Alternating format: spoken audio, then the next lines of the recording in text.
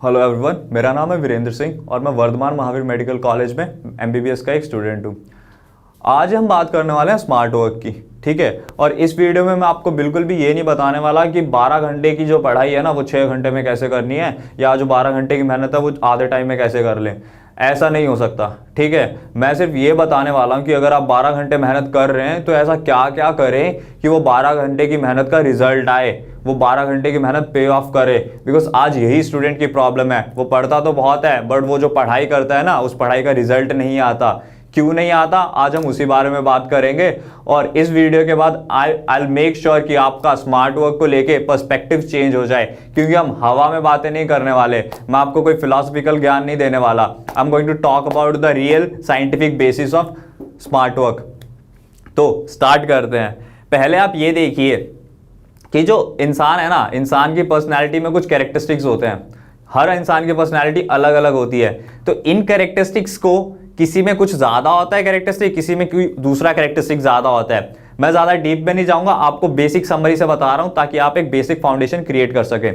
तो इन कैरेक्टरिस्टिक्स को मेजर करने के लिए ना अलग अलग टेस्ट बनाए गए हैं।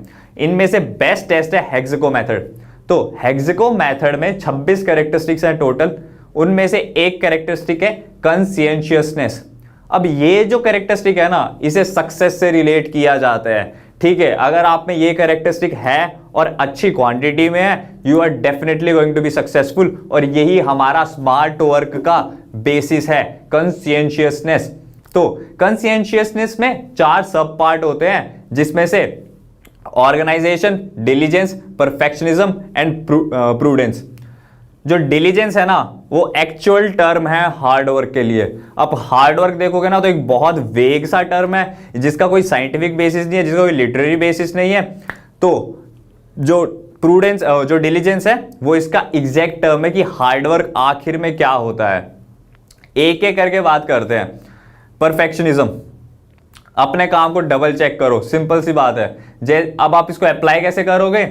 आपने टेस्ट दी, आपका कल टेस्ट है, आप एटलीस्ट ये डबल चेक करके तो जाओ कि क्या जो जो टॉपिक्स आ रहे हैं वो आपको वो सारे आपको आते हैं या नहीं आते हैं। आपने अभी अभी एक चैप्टर पढ़ा है तो उस चैप्टर में से सारे कॉन्सेप्ट आपको समझ पा रहे हो या नहीं पा रहे हो। जो जो फैक्ट्स याद करने थे आपको बायोलॉजी में वो सारे फैक्ट्स आपने याद किए या नहीं किए, ये डबल चेकिंग होता है। यही परफेक्शनिज्म है। आप 100% क्यों नहीं स्कोर कर पा रहे हो? क्यों आपका 80% पे ही नीट का स्कोर अड़ा हुआ है? इसी वजह से आप क्वेश्चन को पढ़ रहे हो, एग्जाम में बैठे हो क्वेश्चन पढ़ रहे हो, वो क्वेश्चन क्यों उस क्वेश्चन में आप सिली मिस्टेक कर रहे हो ये सोचना।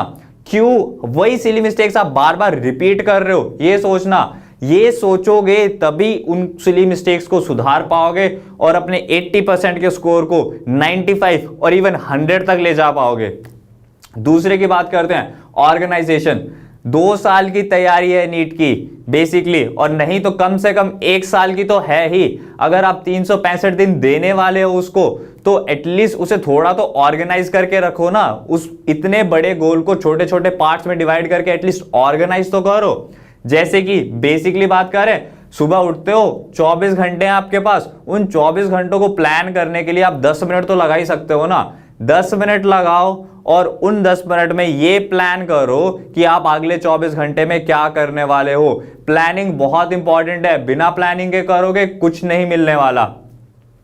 डिलीजेंस, हार्डवर्क, जैसा कि मैंने आपको बताया था कि हार्डवर्क जो है ना वो स्मार्ट वर्क का 25% है।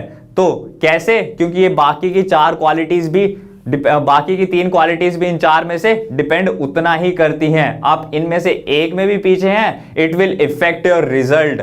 तो फाइनल रिजल्ट आपके हार्डवर्क के बेसिस पे नहीं आ रहा है, फाइनल रिजल्ट आपके स्मार्ट वर्क के बेसिस पे आ रहा है, आपकी कंसिएंशियसनेस के बेसिस पे आ रहा है। तो अगर आप पूरा दिन हार्डवर्क भी कर रहे हो तो भी सिर्फ आप 25% एफर्ट्स ही दे रहे हो। हार्डवर्क अब क्या है, डिलीजेंस क्या है? डिलीजेंस का मतलब ये नहीं है कि आपने तब तक काम किया जब तक आप थक गए। डिलीजेंस का मतलब है जब आप थक गए उसके बाद में आपने कितना काम किया। आपकी बॉडी की जो लिमिट थी ना उस लिमिट के बाद आपने कितना काम किया। अगर किसी आप में से किसी ने जिम ज्वाइन किया है ना तो वो इस चीज को अच्छे से समझ सकता है। उसे इस पे उसके ट्रेनर ने बहुत अच्छा लेक्चर दिया होगा उसे। अगले की बात करते हैं प्रूडेंस। प्रूडेंस क्या है? अब प्रूडेंस ना एक ऐसी चीज है जो कि इनहेरेंट होती है या आपके पुराने एक्सपीरियंसेस के बेसिस पे, आपकी अपब्रिंगिंग कैसी है, आपकी स्कूलिंग कैसी है, और आप कैसी कम्युनिटी में रहते हो, आपको कितना खुला छोड़ा गया है, मतलब आपको कितने खुद के डिसीजन खुद लेने दिए जाते हैं, इस बात पे प्रूडेंस डिपेंड करती है। तो प्रूडेंस क्या है? Ability to take the right decision. अगर आप इसके बेसिक डिक्शनरी टर्म की बात करें तो अब आपने देखा होगा कि कुछ लोग होते हैं, उनकी ना सही डिसीजन लेने की कैपेसिटी बहुत अच्छी होती है, उनका हर डिसीजन ऑलमोस्ट सही होता है, और कुछ होते हैं उन्हें समझ ही नहीं आता कि डिसीजन कैसे लेना है।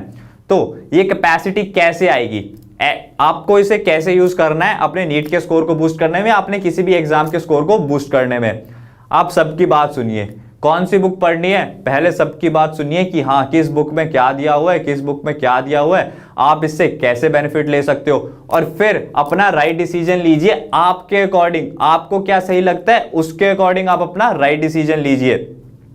ऐसा ही हर चीज में होता है कि आप कुछ चैप्टर को रिवाइज कर रहे हो तो आपको ये देखना है कि चैप्टर को रिवाइज कैसे करना है, या आप टेस्ट दे रहे हो तो आपको ये देखना है कि मेरा टेस्ट देने का तरीका क्या होना चाहिए, मेरा स्ट्रेटेजी क्या होना चाहिए।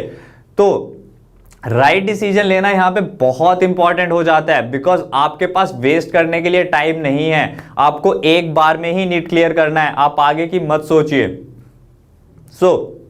स्मार्ट वर्क के लिए इतना ही था। इन 4 क्वालिटीज को जो मैंने आपको बताई हैं, परफेक्शनिज्म, ऑर्गेनाइजेशन, डिलीजेंस, प्रूडेंस, अगर आप इन पे काम करते हो डेफिनेटली आपकी मेहनत का रिजल्ट आएगा। मेहनत करना बहुत आसान है, बट मेक श्योर कि आपकी मेहनत का रिजल्ट भी आए, उसके लिए ये बहुत जरूरी है। प्लीज इस वीडियो को शेयर कीजिए उन स्टूडेंट्स के लिए जो पढ़ाई कर रहे हैं, जो नीट की प्रिपरेशन कर रहे हैं या किसी और एग्जाम की प्रिपरेशन कर रहे हैं, और उनके पेरेंट्स को भी, ताकि वो भी उन्हें हेल्प कर पाए। Thank you.